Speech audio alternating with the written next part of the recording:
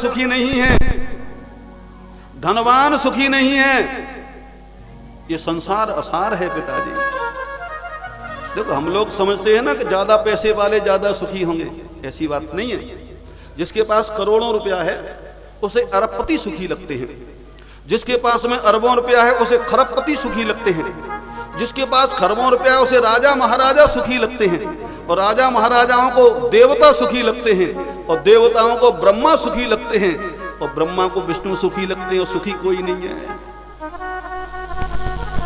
किसी ने बड़ा सुंदर लिखा है कि धनहीन कहे धनवान सुखी, धनवान कहे सुख राजा को भारी, राजा कहे महाराज सुखी, महाराज कहे सुख इंद्र को भारी, इंद्र कहे चतुरानन को सुख, और ब्रह्मा कहे सुख विष्णु को भारी, दास अनुदास विचार कहे, हरि भजन बिना सब जीव दुखारी।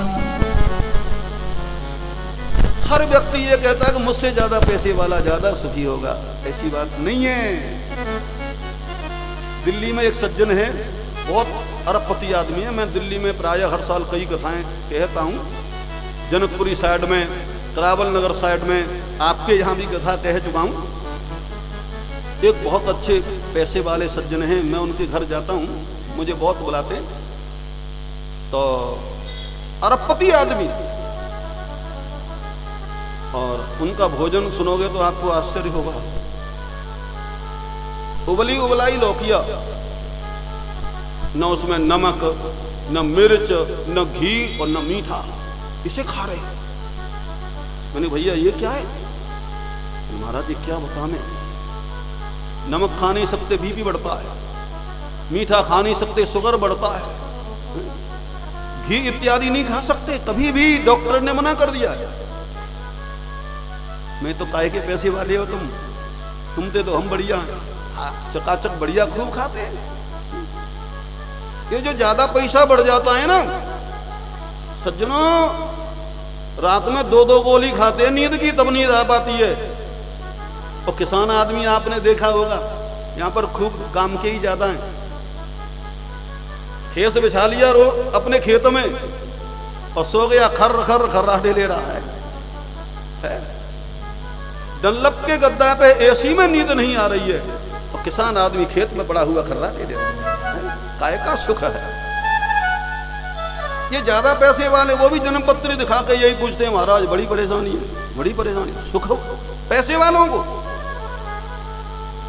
असली बात है। देखो ये संसार का नियम है। मैंने ज्योतिष का बहुत काम किया है दिल्ली में। शुरुआत में दुर्गापुरी है पूर्वी दिल्ली में, वहां पर मैंने ज्योतिष कार्यालय बनाया था। मैंने ज्योतिष से अलग किया है। हाँ, मेरी इच्छा थी कि आगरा के अक्षांश में मैं पंचांग बनाऊंगा, लेकिन मैंने भागवत से अलग आचार्य करी थी। तो पहली कथा अपने गांव में गई तो फिर लाइन लग गई कथन की, तो मैंने ज्योतिष को फिर एक तरफ कर दिया। तो सज्जनों, मेरा कहने का भाव यह है कि पैसावान धनवान होके आप सुखी हो जाएं, ये कोई आवश्यक नहीं है। सुखी तो वही हो सकता है जिसका मन प्रभु के चरणों में है, जिसके जीवन में संतोष है, जिसके जीवन में। तो सज्जनों, भगवान के चरणों में जो मन लगाता है ना, नचेंद्रस्य सुखम किंचित न सुखम चक्रवर्ती ना। भागवत में गोकर्ण कहते हैं इंद्र सुखी नहीं, चक्रवर्ती राजा नहीं सुखी है। किसी ने बड़ा सुंदर लिखा है, कोई तन दुखी, कोई मन दुखी, कोई धन बिन रहित उदास, और थोड़े थोड़े सब दुखी, सुखी राम को दास। कोई तन से दुखी है, कोई मन से दुखी है, कोई धन से दुखी है, कोई संतान से दुखी है। संसार का नियम है। सुखी वही है जिसने अपना मन भगवान के श्री चरणों में लगा दिया है। ये गोकर्ण के बड़े सुंदर श्लोक हैं, मुझे सुनाने का बड़ा मन चलता है, हालांकि टाइम कम होता है 7 दिन की कथा में। एक श्लोक और सुनाऊंगा मैं, फिर आगे बढ़ेंगे। देहेस्तिमासरुधिरे भिमतिं त्यजत्वं जाया सुतादिषु सदा ममतां विमुञ्च पश्यानिशं जगदिदं क्षणभङ्गुनिष्ठं वैरागरागरसिको भवभक्तनिष्ठः। ये गोकर्ण जी ने बोला, ध्यान देना। गोकर्ण जी कहते हैं कि हम इस शरीर को सुंदर मान रहे हैं, लेकिन ये सुंदर ऊपर से है, इसके अंदर विष्ठा भरी है, कीचड़ भरी है। देहेस्तिमास रुजिरे भिमतिम त्यजत्वम, ये अहंकार त्याग दो कि मेरा शरीर सुंदर है। किसी पात्र में विष्ठा रखियो, विष्ठा, और बातें हाथ लग जाए तो भी 3-3 बार मट्टी से धोते, छुप गए, साबुन से धोते है ना, और वो शरीर में भरी है, हमारा लार भरी है, थूक भरे हैं, पीप भरी है, खून भरा है, ऊपर से सुंदर है और अंदर इसमें कीचड़ भरी है। इसलिए गोकर्ण जी ने क्या कहा, देहेस्तिमासरुधिरे भिमतिं त्यजत्वं, अहंकार त्याग दो कि मेरा शरीर सुंदर है। जाया सुतादिषु सदा ममतां विमुञ्च, ये मेरी पत्नी, ये मेरा पुत्र, ये मेरा पद, ये मेरी प्रतिष्ठा, ये मेरा धन, ये ममता त्यागो, क्योंकि एक क्षण की जिंदगी का पता नहीं है। पश्यानिशं जगदिदं क्षणभङ्गुनिष्ठं, ये पूरा संसार क्षणभंगुर है, एक क्षण में नष्ट होने वाला। पीछे नेपाल में भूकंप आया तो सैकड़ों घरों का ये नहीं पता लगा, गए तो गए कहां, धरती में ही समाये गए महाराज। उड़ीसा में सुनामी आई थी ना, तो लाखों तबाह हो गए। ऐसा भूकंप कब आ जाए, कब सुनामी आ जाए पता नहीं, जीवन का कोई पता नहीं है। बड़े बड़े अच्छे अच्छे, अब कोरोना तो आप सबने देख ही लिया, 3-4 महीना तो घर में थे, नहीं निकले। हम लोग गांव में थे, दिल्ली से कोई आवे तो ऐसे डरे कि भूत प्रेत का कोरोना नहीं ले आया हो। अपना आदमी, अपना खास घर का आदमी दिल्ली से घर आ रहा है तो उसके डर के मारे भाग रहे हैं।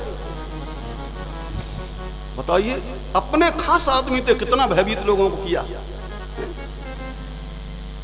यदि कोरोना किसी को है तो पत्नी भी पति के पास जाना स्वीकार नहीं कर रही थी महाराज, कहीं मुझे भी नहीं लग जाए।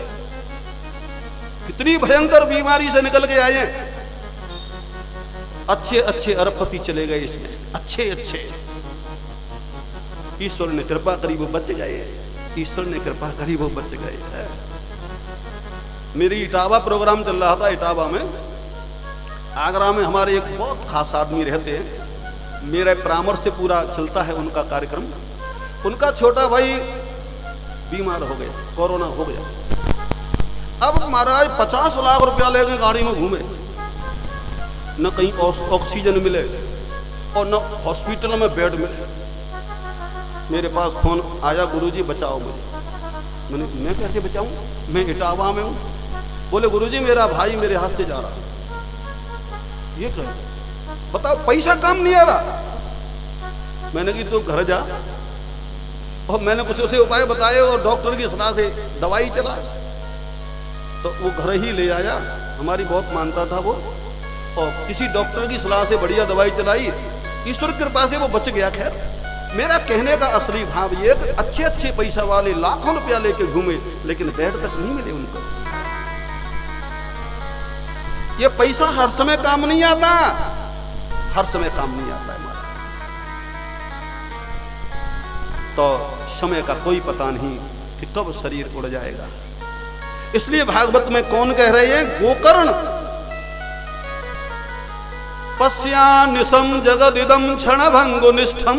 आहा, कितनी बढ़िया बात। पिताजी ये पूरा संसार क्षणभंगुर है, 1 मिनट का पता नहीं जिंदगी का महाराज। यहां से नीचे जाएंगे कि नहीं जाएंगे पता नहीं है। वैराग राग रसिको भव भक्ति निष्ठ। पिताजी भगवान के चरणों में मन लगाओ, भगवान का भजन करो, तब कल्याण होगा तुम्हारा। छोड़ो ये संसार, धुंधकारी को छोड़ो, तब होश आया। बेटा तू तो मेरा गुरु है,